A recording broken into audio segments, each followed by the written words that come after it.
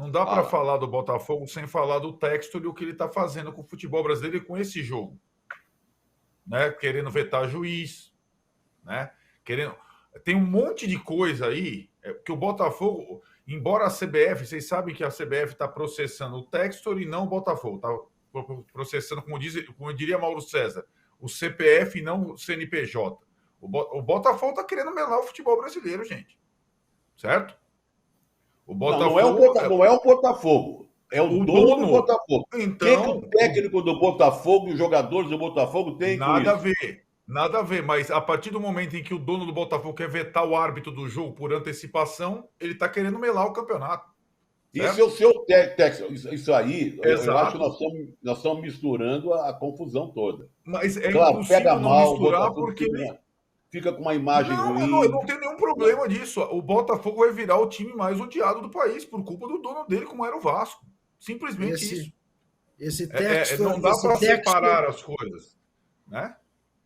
Esse método de vetar árbitro publicamente depois de escala divulgada é uma das coisas mais bizarras. O Santos fez recentemente aqui no Paulista, a gente desceu a lenha. Isso não existe o que está acontecendo. Né? Aí vai chamar o árbitro para a CPI porque o Botafogo, o Textor mandou um negócio. Aí começa a misturar tudo, Trajano. É o Textor que mistura tudo, não é, na verdade, a gente, né?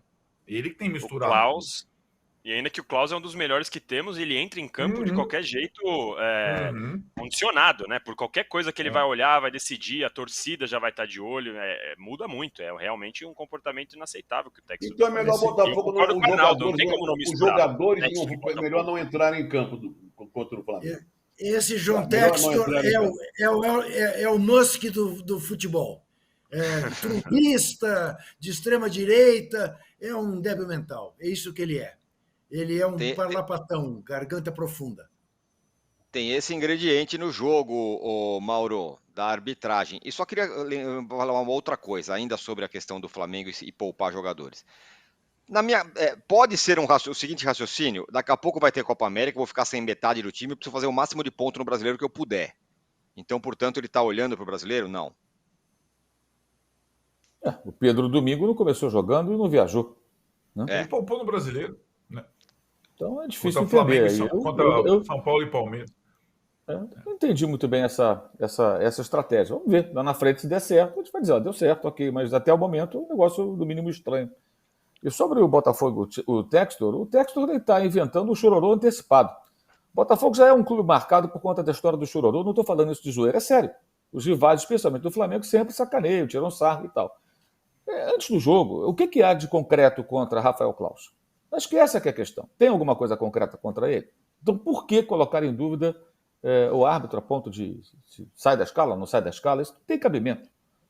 Não tem cabimento. E esse negócio de ir lá para a CPI para ficar escutando o senador pedir para contratar zagueiro para o Botafogo, não dá, né, gente?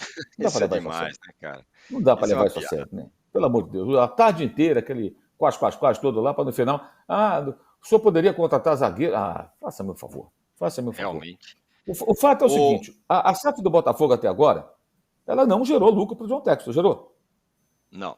A média de público do Botafogo não é espetacular, a arrecadação não é algo do outro mundo. Nenhum jogador foi vendido para um outro clube. Os jogadores que foram para o exterior foram para um outro clube da Road Eagle.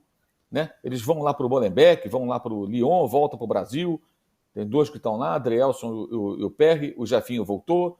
Aí veio o Luiz Henrique do Betis, contratado por ele, mas com aquela história de que vai voltar para a Europa para jogar no Lyon.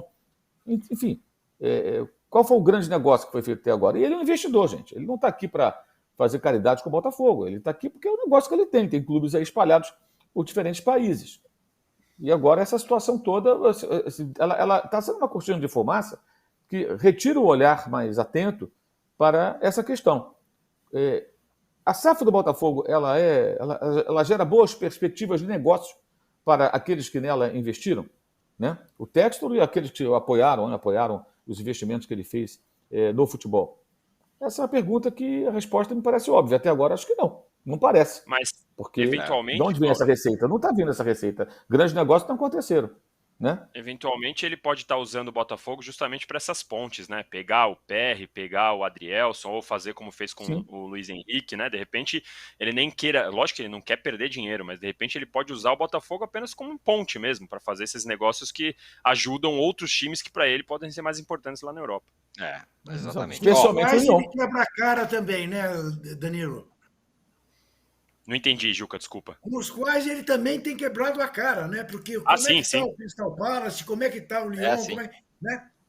Tem isso. Agora a pergunta que fica é o seguinte: qual é a SAF que está se dando bem? Curitiba, Vasco, Cruzeiro? É que a SAF no Brasil virou uma tábua de salvação para times que já estavam à beira do precipício, né? Não é vamos pegar time que tá. Tirando aí o Red Bull, não é nenhuma SAF exatamente ali, do jeito que a gente está acostumado a ver, né? Foi um negócio lá atrás já, né? Então. É que são SAFs todas que pegaram terra arrasada.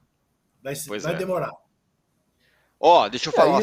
Isso aí você tem pessoas que investem, cujo perfil de investidor é comprar a empresa que está quebrando, recuperar e tentar vender.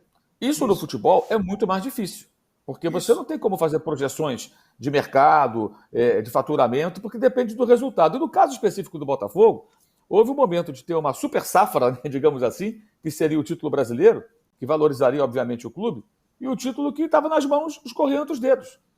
Teve isso também. Ou seja, como se as ações disparassem na bolsa e, de repente, pimba, despencaram. O Botafogo foi isso ano passado, para tentar fazer uma metáfora aí com esse universo. Talvez não. Certamente, de todas as SAFs que estão hoje no Brasil, a do Bahia é a mais sólida. É de onde você pode esperar um trabalho mais consistente a médio prazo, a longo prazo, né? Porque é o Grupo City que vem com outros propósitos, me parece. Muito bem, muitas mensagens aqui pra gente. Por exemplo, o Douglas fala: se hoje não tiver tapa na mesa e dúvidas sobre a reputação dos antepassados, eu não dou like nem voto na enquete. Diz aqui o Douglas. Está quente o programa. Diogo Salemi. É o Fernando que entrou semana passada. Não é o Fernando, é o Douglas hoje. Não, mas eu estou sentindo falta do Fernando. É verdade, Fernando. Estamos aqui quebrando o pau. Cadê você? Diogo Salemi. Juca, o comentarista mais sensato da rede. Juca, aqui em casa não tem Dona Maria, mas precisamos saber que horas são. Entendedores entenderão. Saudades dos tempos da CBN. Dona Nadir! Isso. Dona Nadir, exatamente. É. O cara que atende por Home OSV fala: o Tite vai levar o Ney Mídia, depois vai fechar o pacote da ganância. Traz o Vinícius Júnior e o chefe de bife de ouro. Aí o Flamengo, um grande patrimônio do Brasil, que tinha tudo para dar certo, vai de vez para o lugar onde sempre esteve. Calma, meu caro. Paulo Fernandes. Muitos amigos são paulinos estão empolgados com Cavaleiros do Zubeldíaco. E o Home OSV completa. Não sei o que é pior, o âncora místico, São Paulo vai enfrentar forças do além ou o Tite cientista, professor Pardal. Enfim. E a nossa enquete está assim, por enquanto. Pera lá. Quem ganha nos clássicos pela rodada no Brasileiro? Botafogo, 11%. Flamengo, 34%. Palmeiras, 19%. São Paulo, 35%. Ou a gente pede like agora ou não vamos atingir a meta. Estamos com 4,8 mil likes. O São Paulo 35 mais que o Flamengo, por 36 a 35. Empate técnico. Tem uma coisa interessante. Fala. A sofisticação do texto desses nossos isso mesmo. Aqui eles conseguem. De bola sofisticado. Posse de bola é high level, meu amigo. O Juca já falou da crise no Corinthians, meu caro Danilo, mas eu queria ouvir também. Porque também tem o balanço do Corinthians horroroso, tem a Fiel indo lá bater na porta da diretoria, que falou que ia acabar a farra, tem briga interna e tem o time que não ganha de ninguém. Pois é. Tem um treinador que também compete com esses que vocês citaram, Zubeldia e Abel, em matéria de cartão amarelo, que nem sequer ainda tem sorte. Tem se livrado pelo fato de não ter, né, o diploma da UEFA, ainda não ter chegado o diploma da UEFA, o certificado da UEFA, ele não dá entrevista, né? Pelo menos não dá entrevista na Copa Sul-Americana, o que o livra, né, de outras críticas. Mas é a tal história que eu digo. Esse time do Corinthians, com a camisa do Cuiabá, vai longe. Vai longe. Agora, com a camisa do Corinthians, está indo para o fundo do poço. Está indo para o buraco. Porque você perder para o Argentino Júnior, né? O estádio meia boca, não estava cheio. Time reserva, aí, parei, como diz Zé Trajano, parei. Né? Da medida da pobreza. E aí você tem que escolher um bode expiatório. Como o Corinthians hoje paga muitos influencers corintianos, o bode expiatório virou o Cássio.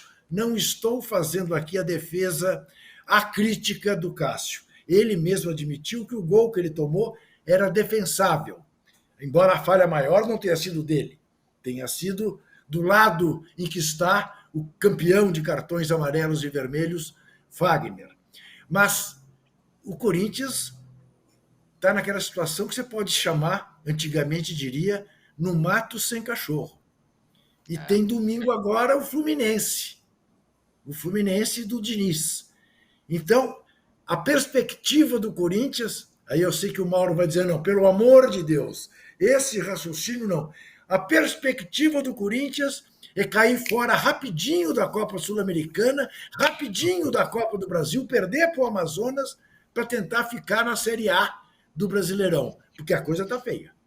Juca, me desculpe, eu tenho que atualizar você é veterano, tem que se atualizar em algumas expressões. Hoje em dia não é mato sem cachorro, é no voo sem cachorro. Voo sem cachorro, exatamente. No voo sem cachorro. O Joca lá morreu o cão Joca. Mas Danilo, fala aí. Para mim também, assim, fora de campo a gente já falou, eu falei bastante na segunda, no posse, o Augusto é um dirigente que a gente olha e não consegue ver uma esperança de que algo vai mudar no Corinthians. O Augusto, o Rubão, o Rubão tem a dengue mais longa da história, porque é o que dizem que assim que ele voltar da dengue, ele vai ser destituído do cargo. E até agora não voltou e continua como diretor de futebol do Corinthians por enquanto. E aí, assim, fora de campo, a gente sabe que não tem para onde olhar no Corinthians. A Gaviões fez a reunião, café amigável ontem, com a diretoria do Corinthians no Parque São Jorge, para ouvir, soltou uma nota oficial, mas uma nota oficial que não diz muita coisa, é meio que só, estamos aqui para cobrar. Agora, dentro de campo, né, falando assim da parte de bola, a gente vê o Cássio sofrendo, e eu estava dando uma olhada nesse time do Corinthians, tirando o Cássio, que é altamente identificado, a gente pode olhar ali, tem de repente o Fagner, que poderia ser o cara também que é identificado e que tem mais bagagem no futebol, tem mais experiência, ele poderia eventualmente chamar a responsabilidade para falar também, mas o Fagner nunca teve esse perfil. Na verdade, o Fagner normalmente foge de entrevistas, é difícil a gente ver o Fagner falando, né? E quando fala, normalmente tem que justificar as porradas que dá em campo. Então, acaba estourando tudo no Cássio, de uma maneira que o cara é o único que entende o que é o dia a dia do Corinthians ali. E eu acho que falta nas saídas, nessa reformulação do Gil, na saída do Renato Augusto, eventualmente até na do Juliano também, alguns jogadores que entendam o que é esse ambiente do Corinthians e que consigam suportar um lugar que você chega e você vê um diretor e um presidente que não entendem absolutamente nada, nem de bola, nem de negócios, nem de administração, nem de nada. É um negócio surreal que acontece no Corinthians. Então você vê o Cássio como o único cara que estoura tudo. Então, para mim, o ideal para o Cássio seria conseguir um tempinho fora mesmo. Acho que precisa dele no ambiente do time, para conversar, para dar uma palavra. Então, de repente, fica no banco de reservas. Mas dá uma sentada tranquila, fica quieto ali, Cássio, porque senão vai estourar tudo nele. E é o cara que, para mim é o jogador mais importante que eu vi jogar no Corinthians. Sei que lá atrás tem outros jogadores, né? Eu sou o mais novo, como vocês sabem, mas é o cara que trouxe tudo pro Corinthians, que tem hoje em dia o Mundial, Libertadores, é o cara mais importante nessas campanhas. Então, para mim, é extremamente injusto porque tá estourando nele. Ele mesmo admitiu, claro, eu tô tomando gols que não deveria tomar, mas quantos outros jogadores estão longe de jogar no potencial que o Corinthians merece? Então, eu acho que o Corinthians precisava, o Cássio precisava sentar um pouquinho no banco, dar uma acalmada, deixar o Carlos Miguel mostrar o potencial dele, porque, assim, não tem muito para onde olhar no Corinthians, nem dentro, nem fora de campo. É um negócio realmente temerário, muito ruim o que o Corinthians está mostrando.